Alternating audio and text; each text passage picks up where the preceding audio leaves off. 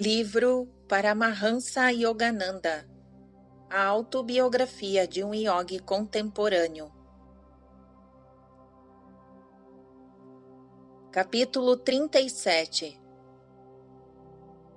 Vou à América.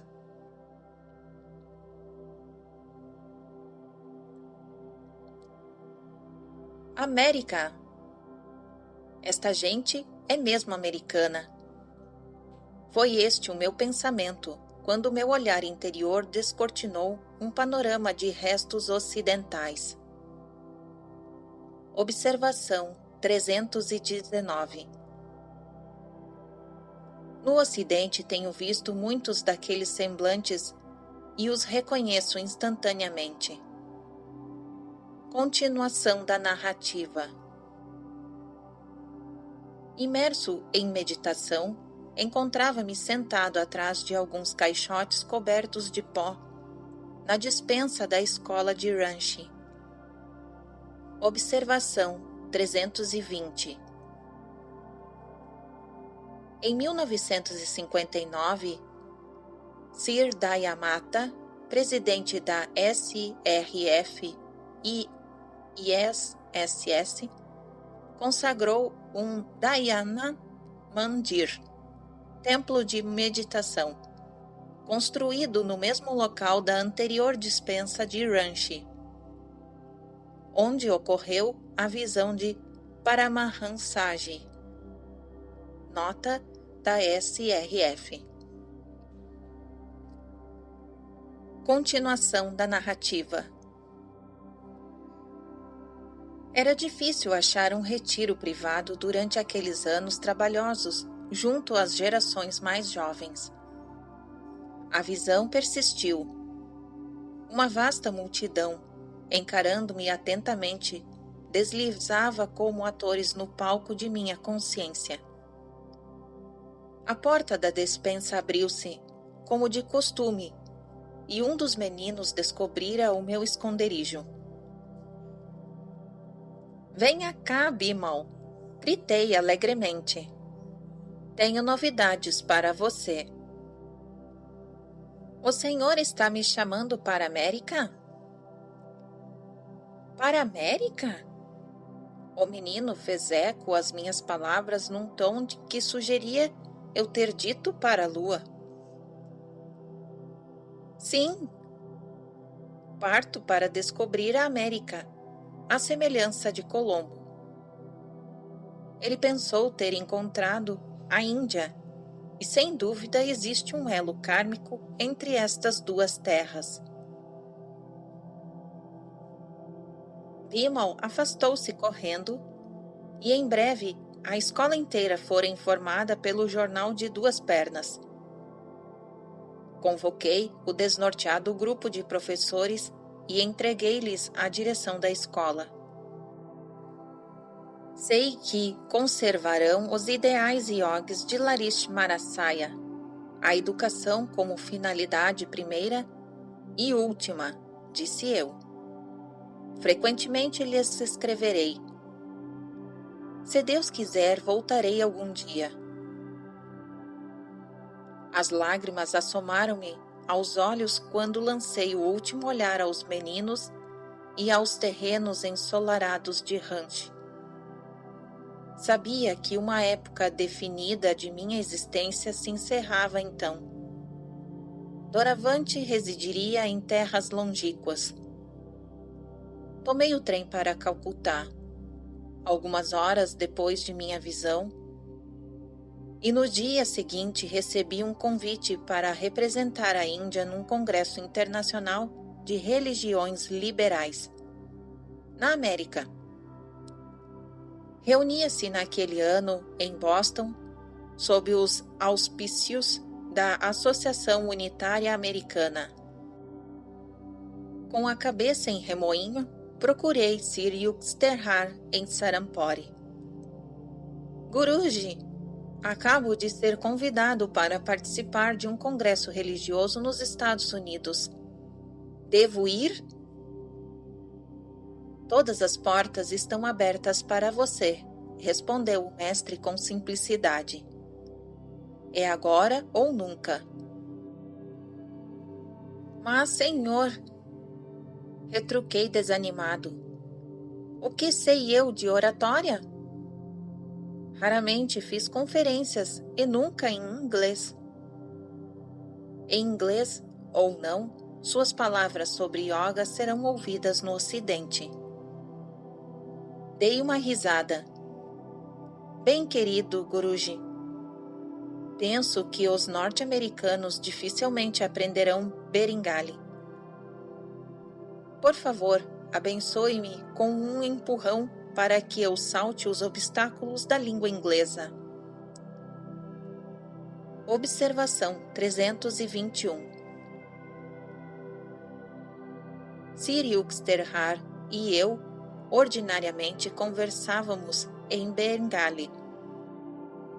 Se no firmamento se visse de repente a explosão de 1000 sóis, inundando a terra com radiação inacreditável, talvez, então, fosse imaginável o esplendor e a majestade do Santíssimo. Trecho registrado em Bhagavad Gita 11, versículo 12.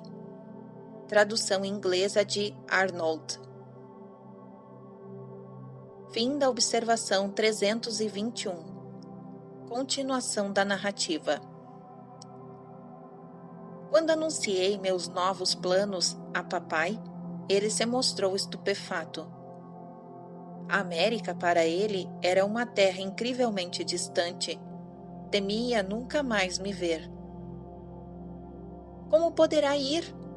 Indagou severamente. Quem financiará sua viagem? Tendo arcado afetuosamente com as despesas de minha educação e de toda a minha vida, esperava ele, sem dúvida, que esta pergunta trouxesse uma embaraçante interrupção ao meu projeto. O senhor me financiará, seguramente. Ao formular esta resposta, recordei outra idêntica, que há muito tempo atrás dera a meu irmão Ananta em Agra. Sem demasiada malícia, acrescentei: talvez Deus sugira a sua mente, papai, dar-me ajuda. Não, nunca. Ele me olhou com piedade. Fiquei assombrado por isso, quando papai me entregou no dia seguinte um cheque equivalente à grande soma. Dou-lhe este dinheiro, disse ele, não em minha condição de pai, mas de discípulo fiel de Larish Marasaya. Vá, pois, a essa distante nação do Ocidente. Difunda lá os ensinamentos não sectários de Kriya Yoga. Comoveu-me profundamente o espírito altruísta com que papai fora capaz de renunciar de imediato seus desejos pessoais. Na noite anterior, ele alcançara a justa compreensão de que o turismo estava fora de meus planos. Talvez nunca mais nos encontremos nesta vida. Papai, com 67 anos naquela época, expressou-se tristemente. Uma convicção intuitiva impeliu-me a responder. Tenho a certeza de que o Senhor nos reunirá mais uma vez. Ao prosseguir, meus preparativos para deixar o Mestre e minha terra natal rumo às costas desconhecidas da América, experimentei certa inquietude. Ouvira numerosas histórias sobre o Ocidente materialista, uma terra muito diferente da Índia, saturada pela aura secular dos santos. Para desafiar os ares ocidentais, pensei: um instrutor oriental deve resistir às provas muito mais duras que o frio do Himalaia. Certa manhã, bem cedo, comecei a rezar com inflexível determinação e continuar rezando até morrer de rezar, ou até ouvir a voz. Ele, Deus, queria a sua bênção e garantia de que eu não me perderia na bruma do utilitarismo moderno. Meu coração se dispunha a ir à América, mas com força ainda maior se propunha a ouvir a permissão divina para seu consolo. Rezei e rezei, abafando os soluços. Nenhuma resposta veio. Ao meio-dia, atingi o clímax. Minha cabeça girava sob a pressão de agonia. Senti que se clamasse mais uma vez aumentando a profundeza da minha paixão interior, meu cérebro explodiria. Naquele momento, ouvi uma batida à porta de minha casa em Gurpar Road. Atendendo ao chamado, vi um jovem vestido com o traje escasso do homem de renúncia. Ele entrou. Deve ser Babaji. Pensei, ofuscado, porque o homem diante de mim tinha o aspecto de um jovem, parecido com Larish Marasaya. Ele respondeu ao meu pensamento. Sim, sou Babaji. Falava melodiosamente em hindi. Nosso Pai Celestial ouviu sua prece. Ele me ordena que lhe diga: obedeça a seu guru e vá à América. Nada receie. Será protegido. Após uma pausa vibrante, Babaji dirigiu-se a mim novamente. Eu o escolhi para difundir a mensagem de Kriya Yoga no Ocidente. Há tempos atrás encontrei seu guru Yuksterhar numa Kumbh Mela. Ele disse que enviaria um discípulo a seu ashram para receber treinamento com esse fim. Emudecido, afogado em temor reverente por sua presença, senti profunda comoção ao ouvir de seus próprios lábios que ele me guiara a Sri Yuksterhar. Prosternei-me aos pés do imortal guru. Afavelmente ele me ergueu. Depois de me dizer muitas coisas sobre minha vida, deu-me certas instruções pessoais e me fez algumas profecias secretas. Kriya Yoga, a técnica científica para alcançar a consciência de Deus, disse finalmente, com solenidade: terminará por difundir-se em todas as terras e ajudará a harmonizar as nações através da percepção pessoal e transcendente que do Pai Infinito o homem alcançará. Com um olhar soberano de poder, o Mestre eletrizou-me com um vislumbre de sua consciência cósmica.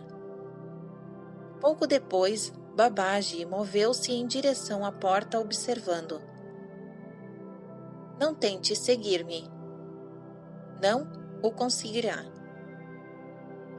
Por piedade, Babaji, não se afaste, gritei repentinamente. Leve-me consigo. Ele respondeu: agora não, em outra oportunidade. Dominado pela emoção, não atendi à sua advertência. Tentando segui-lo, descobri que meus pés estavam firmemente cravados no chão. Da porta, Babaji lançou-me um último olhar afetuoso. Meus olhos se fixaram nele com anseio e nostalgia. Enquanto sua mão se erguia num gesto de bênção, ele se afastava. Alguns minutos depois, meus pés ficaram livres. Sentei-me e mergulhei em profunda meditação, incessantemente agradecendo a Deus, não apenas por sua resposta à minha prece, mas por ter me proporcionado a bênção de um encontro com Babaji. Meu corpo inteiro parecia santificado pelo contato com o Mestre Antiquíssimo, e sempre jovem. Longo fora o meu desejo ardente de contemplá-lo. Até agora jamais contara a alguém a história de meu encontro com Babaji. Considerando-a a mais sagrada de minhas experiências humanas, eu a mantinha oculta em meu coração. Ocorreu-me, porém, o pensamento de que os leitores desta autobiografia tenderiam mais a acreditar na realidade do recôndito do Babaji e em seu interesse pelo mundo, se eu contasse o que vi com meus próprios olhos. Ajudei um artista a desenhar, para este livro, um fiel retrato do Cristo Yogi da Índia moderna. Na véspera de minha partida para os Estados Unidos, encontrei-me na santa presença de Sri Yukteswar. Esqueça que nasceu entre os indianos e não adote todos os costumes americanos. Escolha o melhor de ambos os povos, disse ele em sua tranquila sabedoria. Seja o que você realmente é, um filho de Deus. Busque e incorpore a seu ser as melhores qualidades de todos os seus irmãos disseminados pela terra em diferentes raças. Ele então me abençoou. Todos os que vierem até você com fé à procura de Deus serão ajudados. Quando você olhar para eles, a corrente espiritual que emana de seus olhos penetrará nos cérebros e modificará os hábitos materiais alheios, fazendo-lhes mais conscientes de Deus. Sorrindo, acrescentou: seu destino de atrair almas sinceras é muito bom. Aonde quer que vá, até no deserto ou na selva, encontrará amigos. Ambas as bênçãos de Sri Yukteswar tiveram ampla confirmação. Vim sozinho à América, onde não tinha um único amigo, mas aqui encontrei milhares, prontos a receber ensinamentos imperecíveis para a alma. Parti da Índia em agosto de 1920, a bordo do Cidade de Esparta, o primeiro navio de passageiros a sair para a América depois do término da Primeira Guerra Mundial. Conseguira obter passagem após a remoção. De modo quase miraculoso, de muitas dificuldades burocráticas relativas à concessão de meu passaporte. No decorrer da viagem de 2 meses, um dos passageiros descobriu que eu era o delegado da Índia no Congresso de Boston.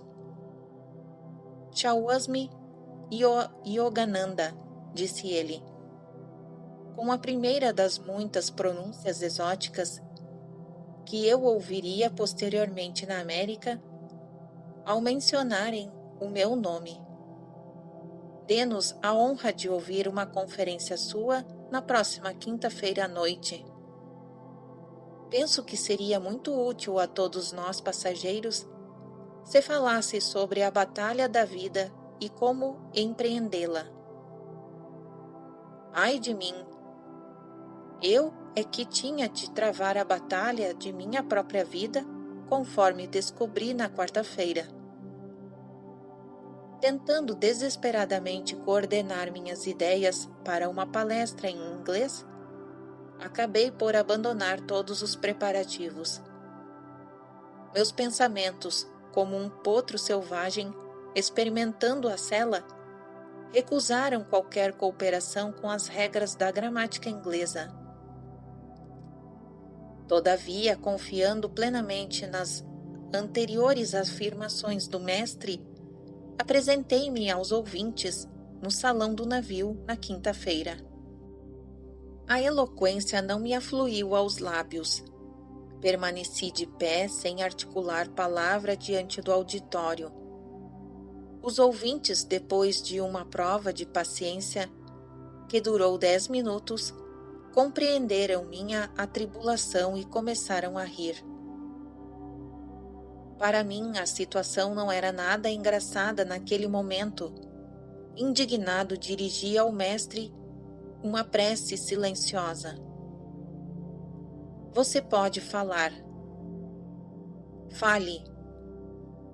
A voz dele ressoou instantaneamente no mais íntimo de minha consciência. Meus pensamentos estabeleceram imediatamente relações amigáveis com a língua inglesa. 45 minutos depois, a assistência ainda se mantinha atenta. A palavra valeu-me uma série de convites para falar posteriormente a diversos grupos na América. Nunca pude me lembrar após a conferência de uma só palavra dita por mim. Investigando discretamente, ouvi de vários passageiros. O senhor pronunciou uma inspiradora palestra em inglês correto e fluente. Ao receber tão agradável notícia, agradeci humildemente a meu guru por ser oportuno auxílio, compreendendo mais uma vez que ele estava sempre comigo, suprimindo todas as barreiras de espaço e tempo. De vez em quando, durante o resto da viagem por mar, experimentava algumas pontadas de apreensão acerca da prova iminente. A próxima conferência em inglês no Congresso de Boston. Senhor, rezei profundamente. Permite que Tu sejas a minha única inspiração. A cidade de Esparta atracou perto de Boston em fins de setembro. No dia 6 de outubro de 1920, pronunciei para os congressistas o meu discurso de estreia na América. Foi bem recebido. Respirei aliviado. O magnânimo secretário da Associação Unitária Americana escreveu o seguinte comentário para um relatório impresso das atas do Congresso. Observação 322. Novas peregrinações do Espírito. Registrado em Boston, Bacon Press, 1921. Continuação da narrativa. O seguinte comentário do relatório impresso. Shawasmi Yogananda, representante do Brahmacharai Ashram de Ranchi, trouxe ao Congresso os cumprimentos da associação a que pertence. Em inglês fluente e dicção vigorosa, fez uma palestra de caráter filosófico sobre a ciência da religião, a qual foi impressa em folhetos para distribuição mais ampla. A religião, disse ele, é uma só e universal.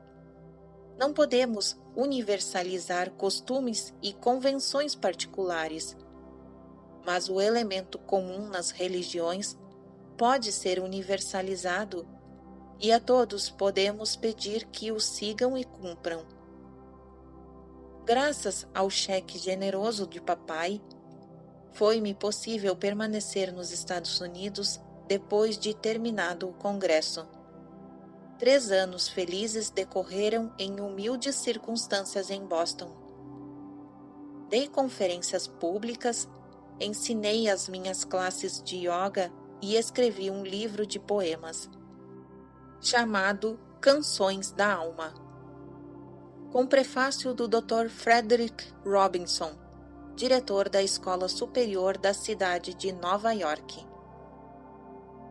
Observação 323. O Dr. Robinson e a senhora visitaram a Índia em 1939 e foram convidados de honra a uma reunião de Yogoda Satsanga. Fim da observação 323. Continuação da narrativa.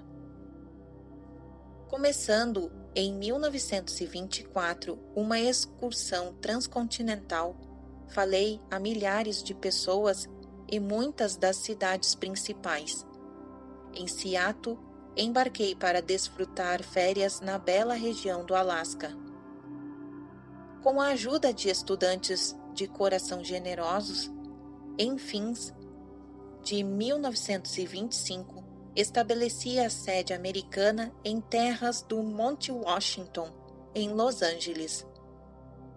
O edifício é o mesmo que contemplei em minha visão de Caxemira.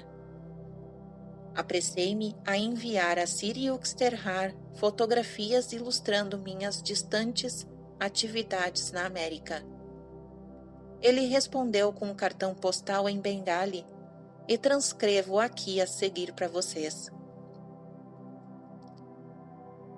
Dia 11 de agosto de 1926. Filho de meu coração, Yogananda. Admirando suas fotografias de sua escola e de seus estudantes, não posso expressar em palavras o contentamento que inunda a minha vida. Transbordo de alegria ao contemplar seus estudantes de yoga de diferentes cidades. Lendo sobre seus métodos de afirmações cantadas, vibrações de saúde e preces para a cura divina, sinto-me inclinado a lhe agradecer de todo o coração. Vendo o portão de entrada, o caminho ascendente em espiral, íngreme e a belíssima paisagem que se estende aos pés do Monte Washington, só tenho um desejo: contemplá-lo com meus próprios olhos. Tudo aqui vai bem. Que você possa, com a graça de Deus, gozar da beatitude eterna. Sir Esterhard. Os anos decorreram velozes. Dei conferências em todos os pontos de minha nova terra e falei a centenas de clubes, faculdades, igrejas e grupos de todas as denominações. Durante a década de 1920 a 1930, minhas aulas de yoga eram frequentadas por dezenas de milhares de norte-americanos. A todos eles dediquei meu novo livro de preces e pensamentos espirituais, chamado Sussurros de Eternidade, prefaciado pela senhora Amelita Galli-Curci. Às vezes, geralmente nos primeiros dias do mês, quando nos chegavam as contas de manutenção do centro de Monte Washington, sede da Self-Realization Fellowship, eu pensava com saudade na paz singela da Índia. Mas reconhecia que diariamente se ampliava a compreensão entre o Ocidente e o Oriente, e minha alma se rejubilava. George Washington, o pai de sua pátria, que sentiu em muitas ocasiões estar sendo divinamente guiado, pronunciou em seu discurso de adeus as seguintes palavras de inspiração para a América: oferecer à humanidade o exemplo magnânimo e novíssimo de um povo sempre guiado pelas mais altas justiça e benevolência, será digno de uma nação livre, iluminada e grande num tempo que não está longe. No decurso do tempo e dos fatos, os frutos de semelhante plano compensarão quaisquer vantagens temporárias que possam ser perdidas por uma firme adesão a ele. Quem duvida? Será que a providência não vinculou a permanente felicidade de uma nação à sua virtude? Hino à América, de Walt Whitman. Dê tu, mãe, com teus descendentes, vivendo em igualdade de direitos. Em ti, em teu futuro, em tua descendência mais numerosa, a mais sadia de homens e mulheres, em teus atletas morais e espirituais, de norte a sul, leste e oeste, em tua riquíssima civilização moral, até a vinda desta, a tua orgulhosa civilização material será vã. Em teu culto, que a tudo supre e a tudo abarca, e não em nenhuma Bíblia, ou Messias particular, teus inúmeros Messias latentes em teu seio, iguais a quaisquer homens, divinos como qualquer um estes, cuja vinda é infalível. Estes em ti hoje profetizo. Fim dos versos. E fim do capítulo 37.